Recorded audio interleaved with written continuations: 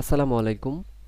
মামুরজোরের পক্ষ থেকে আমি সাইফ আপনাদের স্বাগত জানাচ্ছি ওয়ার্ডপ্রেস থিম কাস্টমাইজেশন সেশনের আজকের পর্বে। তো গত পর্বে আমরা প্লাগইনস সম্পর্কে জেনেছিলাম যে প্লাগইনস কিভাবে আমরা ইনস্টল দিতে পারি, কিভাবে অ্যাক্টিভেট বা ডিঅ্যাক্টিভেট করতে পারি। তো এই পর্বে আমরা জানবো ইউজার এবং বাকি যে অপশনগুলো আছে সেগুলো সম্পর্কে।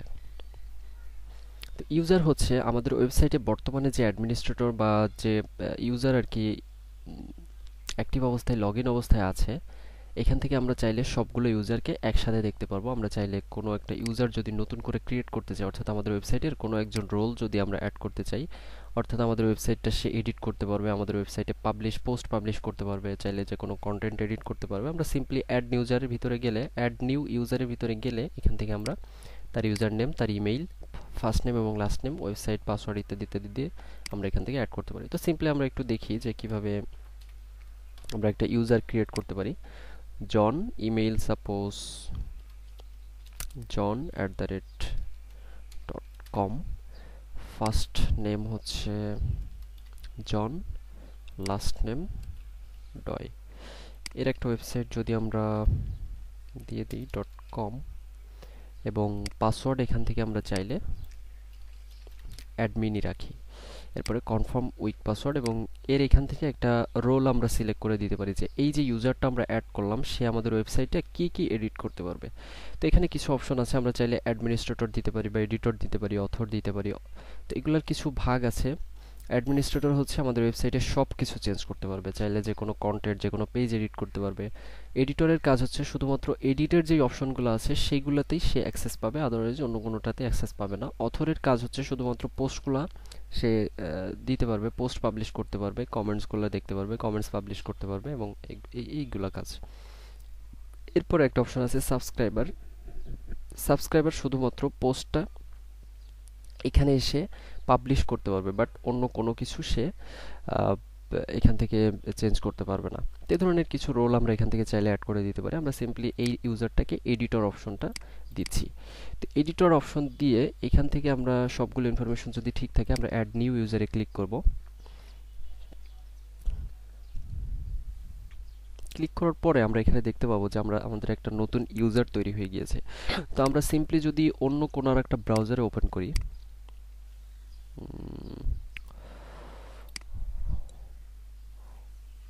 আমরা যদি অন্য কোনো ব্রাউজারে লোকাল হোস্ট স্ল্যাশ মামুরজোর,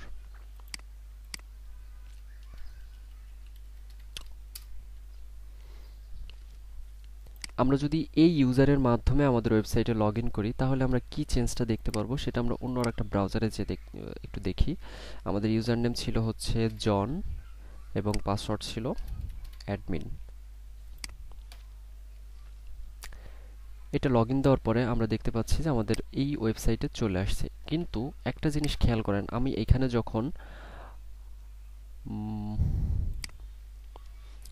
যখন অ্যাডমিন আকারে ছিল এই অ্যাডমিন ইউজারটা যখন ছিল তখন এখানে অনেকগুলো অপশন ছিল, কিন্তু আমরা যখন এখানে এডিটর হিসেবে আসলাম তখন আমরা দেখতে পাচ্ছি যে এখানে আমাদের অ্যাপিয়ারেন্স অপশনটা নাই। তো অ্যাপিয়ারেন্স অপশনটা হচ্ছে শুধুমাত্র অ্যাডমিনিস্ট্রেটরের জন্য, আমাদের অন্য কোনো ইউজার বা অন্য কোনো রোলের যারা ইউজার থাকবে তারা এগুলো চেঞ্জ করতে পারবে না। তারা শুধুমাত্র পোস্ট চেঞ্জ করতে পারবে, মিডিয়া আপলোড করতে পারবে, পেজ ক্রিয়েট করতে পারবে, এবং অন্যান্য যে ইয়েগুলো আছে সেগুলো চেঞ্জ করতে পারবে, বাট এখানে অ্যাপিয়ারেন্স বা থিম বা প্লাগইন কোনো কিছুই তারা ইনস্টল দিতে পারবে না। তো এই ধরনের রোলগুলো আমরা যখন অ্যাড করব এই ইউজার থেকে, তার মানে হচ্ছে আমাদের ওয়েবসাইটটা কন্ট্রিবিউট করার জন্য, ওয়েবসাইটটা আপডেট করার জন্য যে ইউজারগুলো কাজ করতে পারবে তাদেরকে আমরা এখানে রোল সিলেক্ট করে দিতে পারি। এরপরে যে অপশন আছে ইওর প্রোফাইল, অর্থাৎ কোনো ওয়েবসাইটে যখন কোনো ওয়ার্ডপ্রেস ওয়েবসাইটে কোনো ইউজার লগ ইন অবস্থায় থাকবে তার সেই ইন্টারফেসটা কীরকম দেখা যাবে সেইখানে কিছু ইনফরমেশন আর কি এখান থেকে আমরা চেঞ্জ করতে পারবি। আমরা চাইলে আমাদের এই বাম পাশে যে মেনু বারটা আছে এটার থিমটা আমরা এখান থেকে চেঞ্জ করে দিতে পারি। লাইট দিলে এটা সিম্পলি লাইট কালার হয়ে যাবে, আমরা মিড নাইট দিলে এটা এরকম কালার হয়ে গিয়েছে। এখান থেকে আমরা এই থিমটা চেঞ্জ করতে পারি। তো এই ধরনের কিছু অপশন আর কি আমরা এখান থেকে দিতে পারি। আমরা চাইলে ফার্স্ট নেম এখান থেকে চেঞ্জ করতে পারবি, লাস্ট নেম চেঞ্জ করতে পারি, নিকনেম দিতে পারি, নিকনেম চেঞ্জ করতে পারি, ডিসপ্লে নেম চেঞ্জ করতে পারি, ইমেইল এখান থেকে চেঞ্জ করতে পারি, ওয়েবসাইটের ইউআরএলটা আমরা এখান থেকে দিয়ে দিতে পারি, বা আমরা যদি চাই যে আমাদের কোনো ইনফরমেশন আমরা এখানে দিয়ে রাখবো সেই ইনফরমেশনগুলো দিতে পারি, বা আমরা কোনো পাসওয়ার্ড চেঞ্জ করার প্রয়োজন পড়লে আমরা পাসওয়ার্ডটাও এখান থেকে দিয়ে দিতে পারি। এরপরে আমাদের এই ইউজার যদি আমাদের এই ওয়েবসাইটে ভিন্ন ভিন্ন ডিভাইস থেকে বা ভিন্ন ব্রাউজার থেকে লগ ইন অবস্থায় থাকে, সেখানেও সবগুলো, অর্থাৎ একটা ইউজার অনেকগুলো ডিভাইস থেকে লগ ইন অবস্থায় থাকলে সেগুলো এখানে দেখাবে এই সেশন সেকশনে। এরপর আমরা এই যে জিনিসগুলো চেঞ্জ করব এখান থেকে, সেই জিনিসগুলো চেঞ্জ করে আপডেট প্রোফাইল দিলে আপডেট হয়ে যাবে। এরপরে যে অপশন আছে টুলস, এইখানে হচ্ছে আমাদের ওয়ার্ডপ্রেস ড্যাশবোর্ডের একদম বেসিক কিছু টুলস আমরা এখানে দেখতে পারি। তো এখানে অ্যাভেলেবেল টুলসের ভিতরে গেলে এখানে শুধুমাত্র ক্যাটাগরি এবং ট্যাগ কনভার্টার এই টুলসটা অ্যাভেলেবেল আছে। তো পরবর্তীতে আমরা যদি এই প্লাগইনসগুলো ইনস্টল দিই, দেন ওখানে অনেকগুলো টুলস অ্যাড হয়ে যাবে। তো সিম্পলি এখানে ওয়ার্ডপ্রেসের কিছু ডিফল্ট টুলস আমরা ইনস্টল দিতে পারি। এখানে ব্লগারটা আমরা ইনস্টল করতে পারি, এগুলো সিম্পলি একটা প্লাগইনস। তো এই ব্লগারটা ইনস্টল দিলে কি হবে, এখানে ইম্পোর্ট আমরা পোস্ট ইম্পোর্ট করতে পারবো, আমরা কমেন্ট ইম্পোর্ট করতে পারবো, বা ইউজার আমরা ইম্পোর্ট করতে পারবো। আমাদের ব্লগারে যদি কোনো ব্লগ ওয়েবসাইট থাকে সেগুলো আমরা সেখান থেকে ইম্পোর্ট দিতে পারবো। এরপরে ক্যাটাগরি এবং ট্যাগস কনভার্টার, এখান থেকে আমরা এই প্লাগইনসের মাধ্যমে আমরা ক্যাটাগরি এবং ট্যাগ কনভার্ট করে তারপর এখানে আপলোড দিতে পারবো। লাইভ জার্নাল, এটা থেকে আমরা পোস্ট ইম্পোর্ট দিতে পারবো আমাদের লাইভ জার্নালে যেই এপিআইটা আছে সেই এপিআইকে অ্যাক্সেস করে। এরপরে যেই প্লাগইনসটা আছে সেটা হচ্ছে আমরা পোস্ট ইম্পোর্ট দিতে পারবো, কমেন্ট ইম্পোর্ট দিতে পারবো।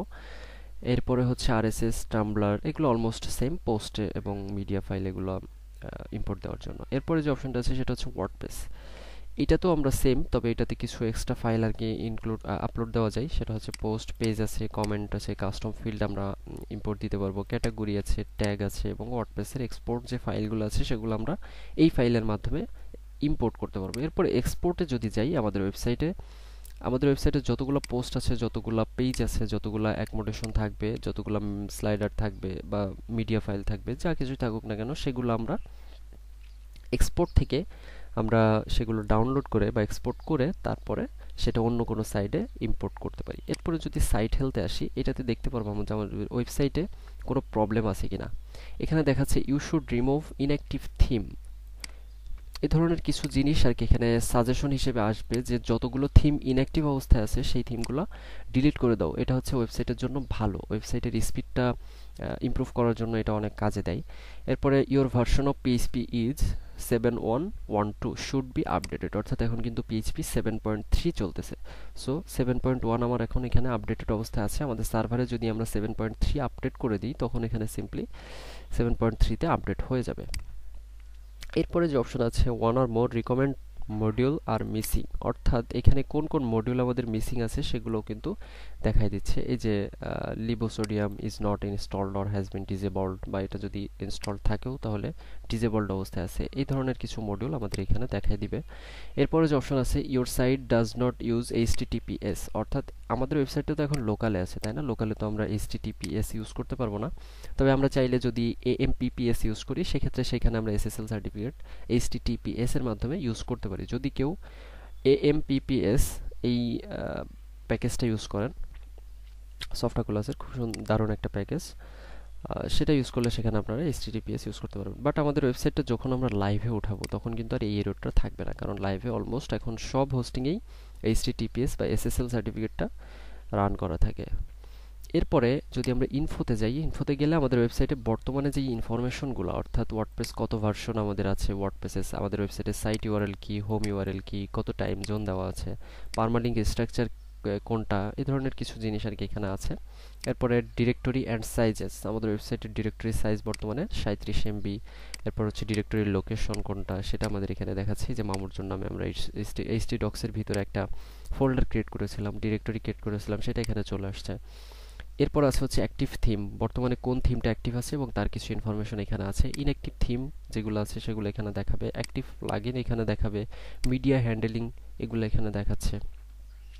এরপরে হচ্ছে সার্ভার, কোন সার্ভারে আমাদের এই সাইটটা বর্তমানে রান আছে। আমাদের ওয়েবসাইটের লোকাল সার্ভারে আছে, বাট এটা যদি লাইভ সার্ভারে যাই তাহলে স্ট্রাকচারটা একটু চেঞ্জ হয়ে যাবে। আমাদের লাইভ সার্ভারে যে ইনফরমেশনগুলো থাকবে সেভাবে আর কি এখানে চেঞ্জ হয়ে যাবে। এরপরে ডাটাবেস, আমাদের ওয়েবসাইটের ডাটাবেস আমরা কি ইউজ করছি, এটা মাইএসকিউএল ইউজ করতেছি বিধায় এখানে মাইএসকিউএল আসছে। আমরা যদি ম্যাঙ্গো ডিবি, মারিয়া ডিবি এই ধরনের কিছু মাইএসকিউএল টুলস আছে সেগুলো যদি ইউজ করি, সেগুলো এখানে সিম্পলি চলে আসবে। এবং আমাদের ডাটাবেজের হোস্ট কোথায় আছে, লোকাল হোস্টে ডাটাবেজ ইউজার কোনটা, এবং ডাটাবেজের নামটা কি, ডাটাবেজের টেবিল প্রিফিক্স কি, ডাটাবেজ প্রিফিক্স কি, বা ক্যারেক্টার সেট কত, ইউটিউব ওয়েট, এই ধরনের কিছু ইনফরমেশন আসবে। ওয়ার্ডপ্রেস কনস্ট্যান্ট, এখানে কিছু ওয়ার্ডপ্রেসের ডিফল্ট কিছু ডিবাগিং সিস্টেম এখানে দেখাবে, শো করবে। এই জিনিসগুলো আমাদের এখন প্রয়োজন নেই, এগুলো টোটালি থিম ডেভেলপমেন্টের পার্ট। এরপর হচ্ছে ফাইল সিস্টেম পারমিশন, এটা এখানে কিছু এক্সট্রা ইনফরমেশন আর কি থাকে। তো এই জিনিসগুলো আমরা ইনফরমেশনের এখানে এসে আমাদের সাইটের কিছু ইনফরমেশন আমরা দেখে নিতে পারি। তো অনেক সময় দেখবেন যে কিছু কিছু এরর আমাদের সাইটে শো করে একদম উপরে। আমরা যদি কোনো থিম বা কোনো প্লাগইনস আমরা ইনস্টল দিই, তো তখন আমরা চাই এই প্রবলেমগুলো ফেস করতে পারি।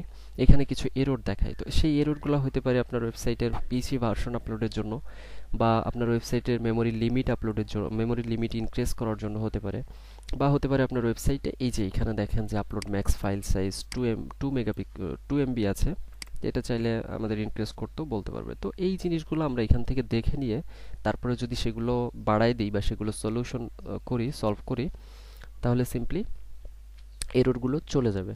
এরপর আমরা এই যে এখানে দেখতে পাচ্ছি যে WP ডিবাগ বর্তমানে ডিসেবলড অবস্থায় আছে। আমরা যদি এগুলো এনেবল করে দিই, অর্থাৎ WP config.php বা WP settings.php, এটার ভিতরে গেলে আমরা WP ডিবাগ এই অপশনটা পাবো। সেই অপশনটার ভিতরে যদি আমরা বর্তমানে ফলস করা আছে, আমরা যদি ট্রু করে দিই, তাহলে আমাদের ওয়েবসাইটটা ডিবাগিং করতে পারবো। এই ধরনের অপশনগুলো আমরা এই সাইট হেলথের ভিতরে এসে, ইনফরমেশনের ভিতরে এসে আমরা দেখে তারপরে আমাদের এররগুলো খুব কমপ্লিটলি সলভ করতে পারি।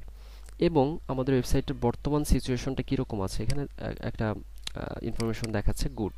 বাট আমাদের ওয়েবসাইটটা যদি একদমই ভাঙাচোরা হয়, একদমই নর্মাল লেভেলের হয়, তাহলে এখানে প্রোগ্রেস বারটা অনেক রেড শো করবে, রেড সিগন্যাল দিবে। এরপরে যে অপশন আছে টুলসের ভিতরে, সেটা হচ্ছে export personal data. Export personal data এর ভিতরে গেলে আমরা এখান থেকে কোনো একজন ইউজারের ইমেইল ধরে তাকে একটা রিকোয়েস্ট করতে পারি যে আপনার এই ইনফরমেশনগুলো আমার প্রয়োজন, সেই ইনফরমেশনগুলো আমি এক্সপোর্ট করতে চাই। সেটা আমরা এখান থেকে সেন্ড রিকোয়েস্ট দিয়ে তারপরে তার ডাটাগুলো এক্সপোর্ট করতে পারি। তো এগুলো নর্মালি প্রয়োজন পড়ে না, এগুলো এখন আমরা জাস্ট জেনে রাখি যে এটা কিভাবে কাজ করে। এরপর হচ্ছে ইরেজ পার্সোনাল ডাটা। আমরা যদি চাই যে কোনো ইউজারকে একটা রিকোয়েস্ট পাঠাবো যে আপনার এই ডাটাগুলো আমাদের ওয়েবসাইট থেকে রিমুভ করা প্রয়োজন, আপনি কি এটা অ্যাক্সেস দিতে চান কিনা, সেটা আমরা এখান থেকে ইমেইলের মাধ্যমে তাকে একটা রিকোয়েস্ট পাঠাবো। সে যদি অ্যাপ্রুভ করে, দেন চাইলে সেও রিমুভ করতে পারে বা আপনিও রিমুভ করতে পারেন যদি আপনি সাইটের অ্যাডমিনিস্ট্রেটর হন। এরপরে যে অপশন আছে সেটা হচ্ছে সেটিংস। তো এই পর্বে আমরা টুলস নিয়ে জানলাম, পরবর্তী পর্বে আমরা সেটিংস নিয়ে জানবো। আজকের পর্বে এই পর্যন্তই। এ পর্যন্ত সাথে থাকার জন্য সবাইকে ধন্যবাদ।